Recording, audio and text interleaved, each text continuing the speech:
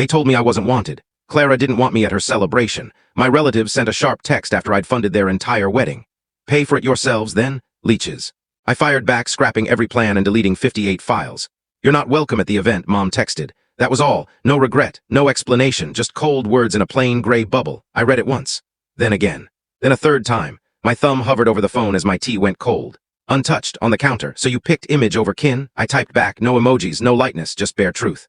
Then without hesitation, I opened my laptop, logged into the event planner's site and canceled the venue payment. It was under my name. I'd paid with my card. They didn't even notice. The twist, the deposit was non-refundable. I closed the laptop, leaned back and stared at the ceiling. I wasn't angry. Not yet. I wasn't even shattered. I felt steady. Like a part of me had stepped away, watching from a distance. They'd done this before, not so openly. Not in stark messages, but I felt it. In the subtle digs, in the barbs at family gatherings, in how they forgot my birthday 4 years straight, blaming a glitch in the chat app. I saw it in how Clara became the child they cherished while I was just Nathan, always reliable, always quiet. I helped pick the gown shop. I haggled with the chef first. I found a better rental when Clara's in-laws said the hillside cabin was too basic. I got one with a river view. I even built the invitation website. They used my design account. They still had access. But now I was a problem. Because Clara's father didn't like my vibe. Because I wore black to lunch. Because I asked where the $4,500 for catering went and didn't drop it when Mom said, let it slide. They leaned on me. Until they didn't. Now they were crafting the perfect wedding gallery without me. Gleaming smiles, filtered photos. No Nathan, just the ones who fit. I took a slow breath and opened our shared drive. Clara and Liam's wedding folder. I skimmed the images, agreements, schedules. Then I wiped every file I'd uploaded, all 58. I renamed the folder, sorted out yourselves. I didn't warn them. I didn't say a word. Let them panic when they try to contact the florist. Let them stumble when the photographer doesn't reply. Let them be shocked when the venue emails, this reservation was canceled by the account holder. They thought I'd stay quiet. Nod. Accept it like always. But this wasn't just about a wedding. This was the final break in something eroding for years. They gave me the blade and expected me not to sever the tie. They wanted me out. Wish granted. But they didn't expect me to reclaim everything I'd provided. And I was just starting. Ask them and they'll say I was too dramatic, that I took things personally, that I stirred trouble from nothing. But let me tell you how I became this version of myself. 7 months ago, it was a Thursday night. Clara called, crying. Liam had been laid off. They were 4 months behind on rent for their downtown flat. The landlord threatened to evict them by Tuesday unless they paid. I didn't think twice. I sent $6,800 from my savings and told her to reach out if she needed more. That was the 4th time I'd bilayed them out that year. The first was when Dad drained his account and needed $7,900 to avoid fees.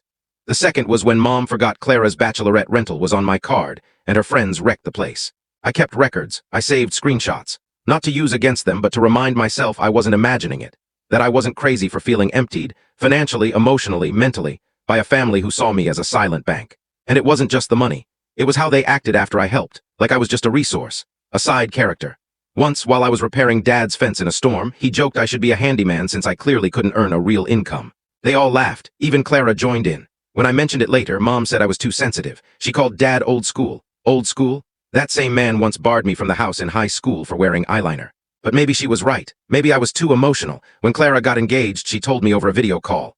Mom and Dad sat behind her, clapping and glowing. They'd helped Liam plan the proposal, even chose the ring. Me. I found out through a screen. I should have seen the pattern, but I thought if I kept giving, maybe they'd finally see me. I paid $1,200 for engagement photos. I built the wedding site. I designed custom invites. I covered the venue deposit when Mom said her card was declined. I was piecing together their dream wedding while they tossed me scraps and called me helpful. Then came the message. First from Aunt Ellen. Heard you're not invited to the wedding. Is that true? Then Uncle Tom, did you upset Liam's dad? Just wondering. And finally the post that broke me. A photo on social media. Clara, Liam, and my parents at a venue draped in twinkling lights. The caption, excited for our family, ready to celebrate with the right people. The right people? I wasn't tagged. A comment asked, will Nathan be there? He's always a blast. Clara replied, limited guest list, just those we rely on. That night I couldn't sleep. I sifted through receipts, emails, and call logs, and the truth sank in. I was the only one giving without expecting anything back. A week later, a group text came. Hey everyone, can we chip in for Clara's bridal shower decor? Nathan, you're great with sites. Can you make an RSVP page? Thanks. I didn't respond. 15 minutes later, Clara texted privately. Can you stop being so distant? So I made a decision. I logged into the venue portal and canceled the $4,800 deposit. I'd chosen the insurance option when booking, a detail they missed. I cited a personal conflict and got 85% back. Then I deleted every design from my account, RSVP forms, seating plans, signs. I created one new file, asked Liam's dad to handle it. I shared it with the family. 2 hours later, Mom called frantic. What are you doing? Do you know how this looks? I said, yes, that's the point. Dad called next, shouting, you've always envied Clara. This is just petty. I hung up. My phone kept buzzing. Clara posted a vague story. The closest ones cut the deepest. Mom shared a photo of Clara crying. Nothing stings like your own brother ruining your daughter's day. Messages poured in, some worried, most blaming.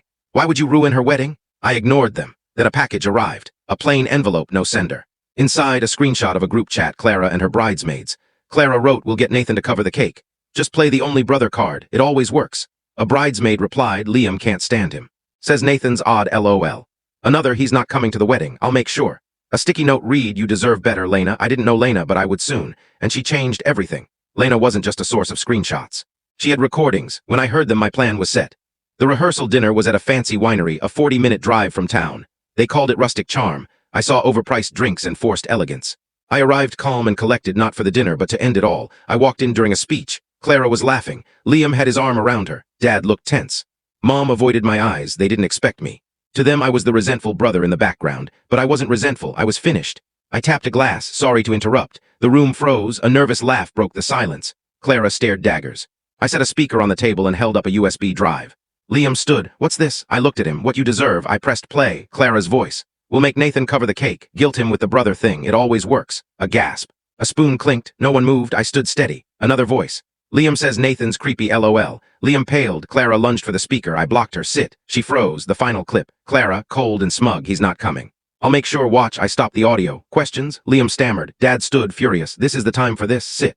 I snapped. He did. I turned to Clara. I spent over $17,000 on this wedding. Built your site. Booked your venue. Paid for flowers because I thought we were family. Clara shook, tears streaking her makeup. You don't understand. She started. No, I cut in. You don't. You didn't want a brother. You wanted a bank. I handed Liam a folder. Screenshots, texts, PayPal receipts. Invoices. Still want to marry her. He stared, silent. A woman in a gray jacket stood. I'm Elise, Nathan's former colleague. I run a digital forensics firm. These recordings are real. No edits. From a WhatsApp backup. Clara's jaw dropped. Mom gasped. Dad growled. Is this a prank? Elise smiled. Far from it. Liam turned to Clara. You said Nathan threatened you, called him unstable. He waved the folder. You lied. Chaos erupted. An aunt shouted. A glass broke. Mom tried to speak but faltered. I stood calm, watching. At the height of the noise, I spoke. I'm not attending the wedding. You made that choice. But now you'll do it without my money, my work, or my silence. I faced my parents. You cut me off when I stopped being your tool, so I'm done. As I turned to leave, Liam spoke. I'm done with this. Clara screamed, a sharp, piercing sound. Not here, she cried. Oh, I said, he just did. I walked out, no dramatic flair, just the sound of their world crumbling. I didn't go home. I drove a quiet road west, to a place with no signal, no noise. A month earlier, I'd rented a cabin in a small town. 500 people. One cafe, one gas station. No one knew me. I paid 6 months up front, no trace. For 3 days, I kept my phone off. No emails, no calls. I sat on the porch with tea, listening to birds argue over trees they didn't own. I wasn't victorious. I was free, no stress, no guilt, no one asking for money or favors. On day 4, I enrolled in a course in historical preservation at a local college. Old documents, faded images. I volunteered at a museum sorting 1940s photos, restoring old tools. For the first time, I didn't need validation. It was mine. Messages trickled into my old email. Can we talk? You went too far. We're family. Blocked numbers piled up. I left my phone off. They didn't want peace. They wanted control. What scared them wasn't the evidence. It was my silence. They couldn't read me anymore. 3 weeks later, a court notice arrived at my old address. Dad tried selling family land, unaware I'd secured the deed 2 years ago after he nearly remortgaged it behind our backs. His deal collapsed, sparking a fraud case. Not because I reported him, but because I didn't save him. No posts, no texts, I vanished. No birthday calls, no last-minute pleas, no empty promises. That's what broke them. They didn't fear consequences. They feared being irrelevant. At the post office picking up a package, I overheard someone say Clara's fiancé left her and her brother disappeared with the money. I didn't correct them. I walked away. Before I left the city, I visited the venue.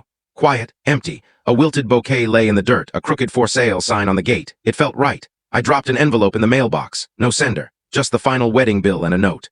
Thanks for nothing. I rarely check the old email. One message read, please talk to us. I didn't open it. Another, we don't know you anymore. That one made me smile. They're right. I'm not the guy who sent money at 2 a.m. I'm not the fallback. I'm not the quiet fixer of their messes. Last week, I bought a new mailbox. Metal, locked tight. The installer asked for a name. No name, I said. Just words. Now a brass plate reads, no regrets accepted. The silence I live in speaks louder than words ever could.